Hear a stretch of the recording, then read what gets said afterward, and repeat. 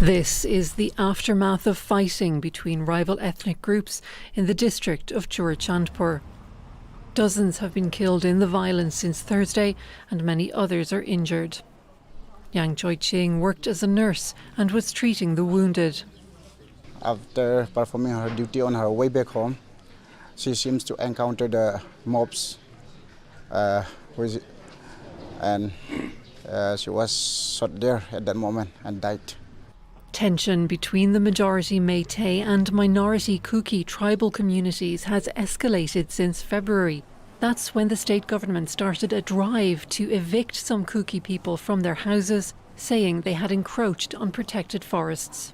It's not something that starts in a spur of a moment. This is the tribals were long oppressed.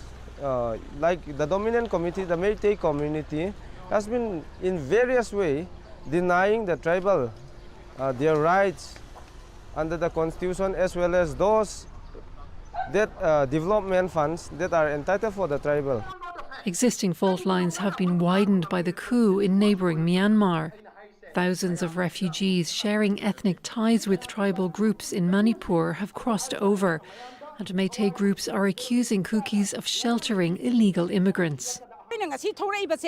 We are protesting here not to fight with other communities. We want to live in peace. But if people want to dominate us, we will not remain silent. The army has been deployed to calm the violence. A curfew and a shoot-to-kill order have been put in place.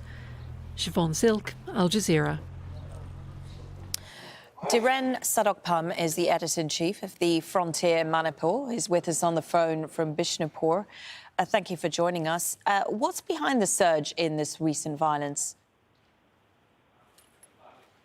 Marlon, as the report that we have just given, we have just shown just now, has said that it is a fight between the so-called majority. When I say so-called, because the majority Meitei constitutes about slightly more than 50% of the population of the entire Manipur.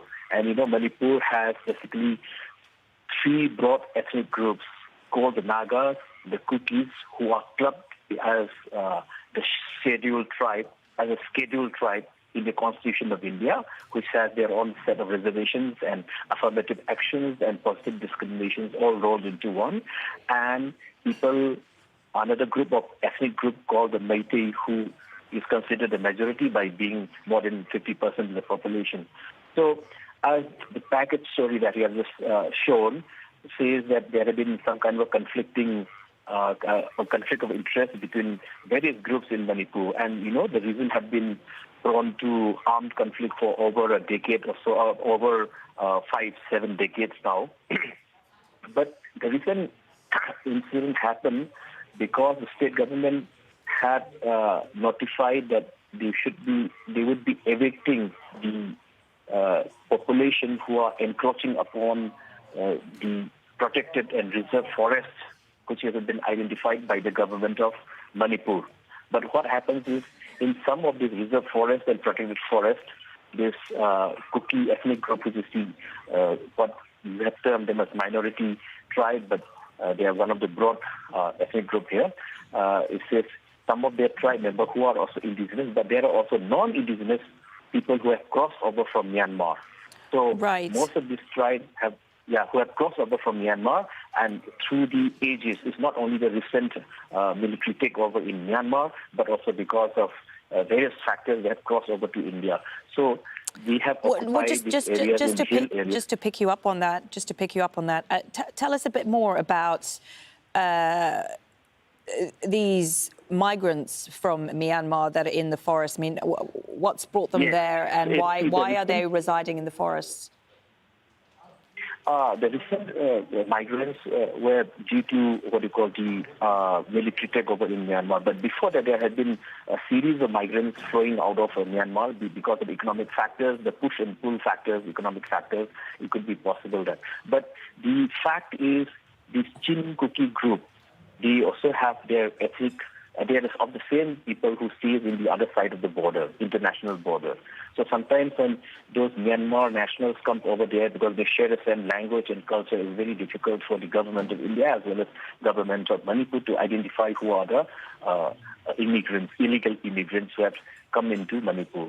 But that is one of the backdrop of the whole situation. So, but majority of the media, as I can understand, has been reading the conflict as if it is a Hindu versus Christians or tribal versus non-tribals. But as I said, it has its origin in the conflict over what you call the occupation of reserved and protected forest, which is identified by the government of India. But then there have been arguments put forth from the Kuki community, that is the so-called minority Kuki community, who have argued that some of these villages which had been identified by the government of Manipur had been there for since ages, and they do not fall as they are not the residents, are not the illegal immigrants. Right. So there has been some kind of a differences between that. But if I remember, it was the BJP MLA, from the same tribe who had raised this issue on the floor of the assembly in Manipur and also highlighted the plight of these tribals who are, who had been evicted from the forest. Right. But then government of Manipur, also supported by the central government, because the forest minister, the union forest minister, the federal government of India's minister, who had come down to Imphal, said that the government of Manipur has every right to take any actions so long as it's protecting reserve forest and protected forests. But then, just to interrupt, so I know, so in recent months we've seen all this violence erupt, and we know thousands of security forces have been deployed. I mean, where do you see things going? Will the army be able to calm things down? Marlin, there have been no major incidents of violence reported in the last one day, that is last 24 hours, or maybe as I speak now.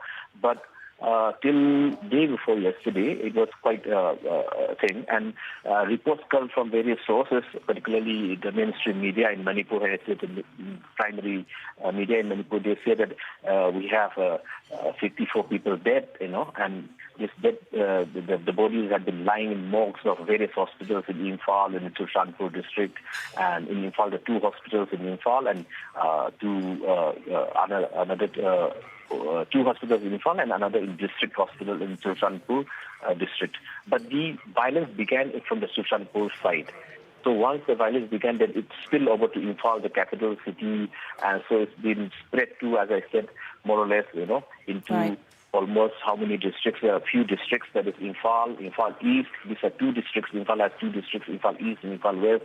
Then you have Surshanpur. Then you have Tengnopol, another district. Then you have Kangpokpi districts. And also the district from where I reside, is called Bishnupur district, also has been affected.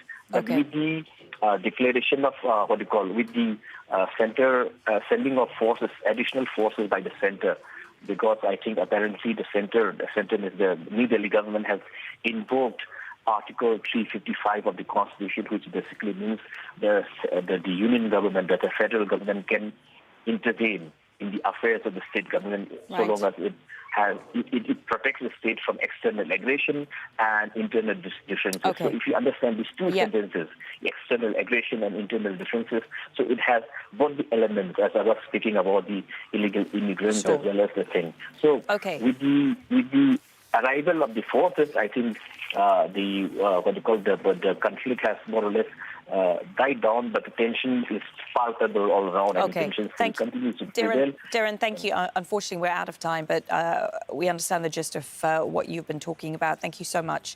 Darren Sadokpam, Editor-in-Chief of the Frontier Manipur, speaking to us there on the phone from Bishnupur.